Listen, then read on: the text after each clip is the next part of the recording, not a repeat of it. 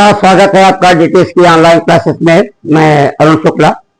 छंदों के आज के भाग में हम चर्चा करेंगे कुंडलिया पर। कुंडलिया एक विशेष प्रकार का छंद है और ये ध्यान रखिएगा, इससे संदर्भित जब भी कोई प्रश्न आएगा किसी भी परीक्षा में तो ज्यादातर वो परिभाषा से आएगा, क्योंकि इसकी परिभाषा ही सबसे प्रमुख है और इसकी परिभाषा अन्य छंदों से भिन्न भी है। इसमें कुछ खास फर्क है, कुछ खास अंतर है और अन्य छंदों की अपेक्षा कुछ विशेषताएं हैं, उन पर आपको ध्यान रखने की आवश्यकता है। परिभाषा देखिए क्या है इसकी। यह विषम मात्रिक छंद है। यह विषम मात्रिक छंद है। इसके 6 चरण होते हैं।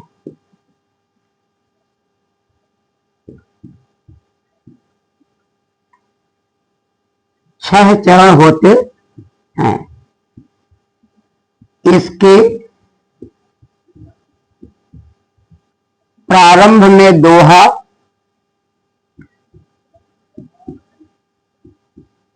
और अंत में रोला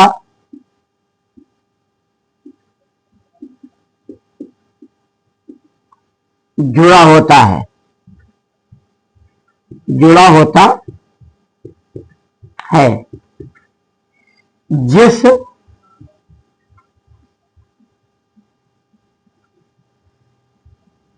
दोहा का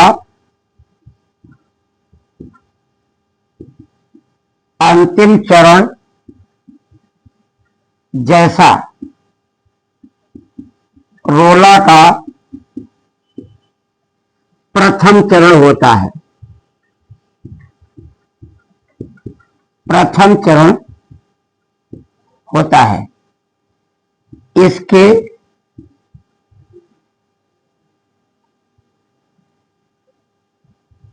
जिस शब्द से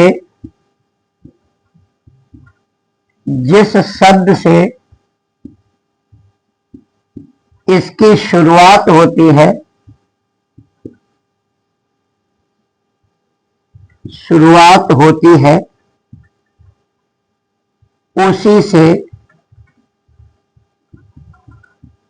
उसी से समापन। अभी आपको बताया था कि रोला जो है वो अन्य छंदों की अपेक्षा भिन्न है और परीक्षाओं में पूछा जरूर जाता है। और ये जब भी पूछा जाएगा तो लिख करके नहीं आएगा, सिर्फ और सिर्फ इसकी परिभाषा से ही प्रश्न निकाले जाएंगे। देखिए, सबसे पहला आया कि इसके 6 चरण होते हैं। शुरुआत में आपको बताया जाएगा छंद कोई भी हो उसमें प्रायः 4 ही चरण होते हैं। छंद में 4 ही चरणों में 6 होते हैं। क्यों? क्योंकि 2 छंदों का मेल है। इससे पहले छंद आपने पढ़े हैं वो या तो सममात्रिक है या अर्ध सममात्रिक है। ये विषम है, यानी हर चरण में अलग अलग मात्राएं होंगी। उसके बाद आते हैं इसके प्रारंभ में दोहा और अंत में रोला जुड़ा होता है। ये कई बार प्रश्न आ चुका है कई परीक्षाओं में कि किस छंद के प्रारंभ में दोहा रोला होता है।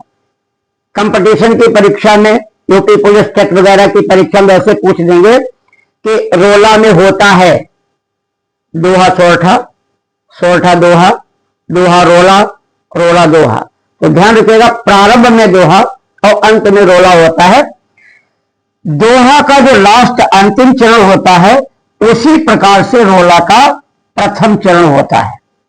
और अंत में सबसे जो महत्वपूर्ण बात है कि जिस शब्द से इसका प्रारंभ होता है और उसी शब्द से इसका समापन भी होता है। तो क्या क्या चीजें याद रखनी है। यह विषम मात्रिक छंद है। चरण इसके भी 6 होते हैं। दोहा और रोला का मेल है, यानी पहले दोहा है इसके और बाद में रोला लगा हुआ है। जिस शब्द और जो दोहा का अंतिम चरण है वही का पहला चरण है और जिस शब्द से इसकी शुरुआत है उसी शब्द से समापन। यह एक मुक्तक छंद है और प्रायः इनमें कोई न कोई जन सामान्य के लिए उपदेश छिपे होते हैं। इस बात का भी आपको ध्यान रखना है। और अब इस परिभाषा को समझ लो, लिख लो, स्क्रीनशॉट ले लो। अब हम आपको देंगे उदाहरण और उदाहरण से इस परिभाषा को टैली करेंगे वो कितना इससे मेल खाती है। उदाहरण देखते हैं कितना इस परिभाषा से मेल खाता है। सबसे चर्चित उदाहरण है इसका, साईं बैर न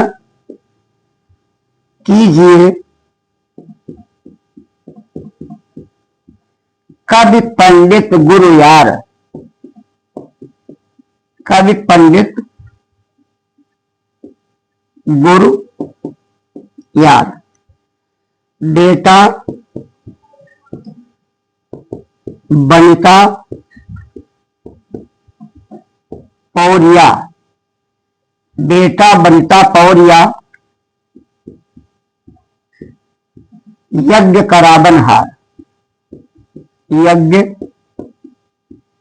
करावन हार। यज्ञ करावन हार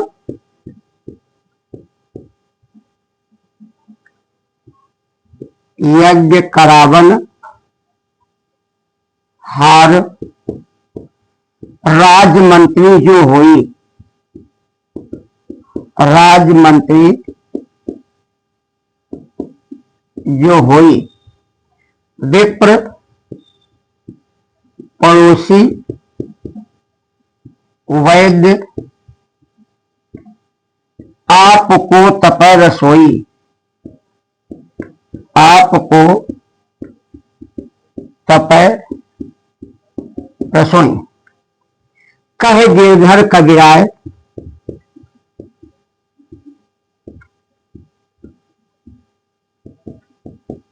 कहे गिरधर कबीराय जुगन सो यह चली आई।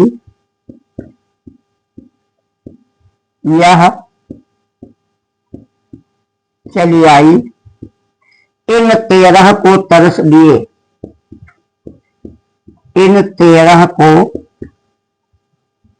तरस दिए बन आवे साईं। बन आवे साईं। साईं बैरन कीजिए कवि पंडित गुरु यार। बेटा बनिता पौरिया यज्ञ करावन हार। यज्ञ करावन हार राजमंत्री जो हुई विप्र पड़ोसी वैद्य आपको तपय रसोई। कहे गिरधर कबीराय जुगन से ये चली आई इन 13 को तरस दिए बनियावे साईं। जो आपने परिभाषा पढ़ी या विषम मात्रिक छंद है, मात्रिक होते हुए भी आप ये नहीं पूछेंगे कि इस लाइन में कितनी मात्रा है। दूसरा बताए तो 6 चरण होते हैं, 6 लाइनें हैं, गिन लीजिएगा। इसके प्रारंभ में दोहा। इसके प्रारंभ में दोहा होता है और इसके अंत में रोला छंद जुड़ा होता है। यानी 2 छंदों का ये सम्मिश्रण है, 2 छंदों का ये मेल है। दोहा का जो अंतिम पद है यज्ञ करावन हार, वही रोला का पहला पद है यज्ञ करावन हार। इसके बाद में जिस शब्द से इसकी शुरुआत है और उसी शब्द से इसकी समापन है। यहां पर बताया गया है कि 13 लोगों से वैर नहीं करना चाहिए। उन 13 के नाम दिए गए हैं, लेकिन इनसे आप वैर करेंगे, शत्रुता करेंगे तो आपके हित में नहीं होगा। अर्थात यह एक उपदेशात्मक है। लेखक कौन है? कवि गिरधर ने कुंडलिया लिखी है। तो कुंडलिया छंद बड़ा ही महत्वपूर्ण है परीक्षा को ध्यान में रखकर। और फिर से आपको यही बताया जा रहा है, परिभाषा ही आएगी कि दोहा रोला का मेल है, जिस शब्द से शुरुआत और समापन है, और वो विषम मात्रिक छंद है और इसमें चरणों की संख्या 6 होती है। नोट कर लीजिएगा, लिख लीजिएगा, समझ लीजिएगा, लेकिन इसकी परिभाषा पर विशेष ध्यान देने की आवश्यकता है। तो इस प्रकार आज की क्लास को यहीं रोक रहे हैं। आपको लाइक करना है, सब्सक्राइब करना है, अपने मित्रों को लिंक को भेजना है। इससे पहले सारी हिंदी लगभग व्याकरण पूरी हम पढ़ा चुके हैं और ये छंद का चल रहा है और छंद के बाद हम आपको अलंकार के बारे में बताएंगे। तो इसके साथ ही आपके उज्जवल भविष्य की ढेर सारी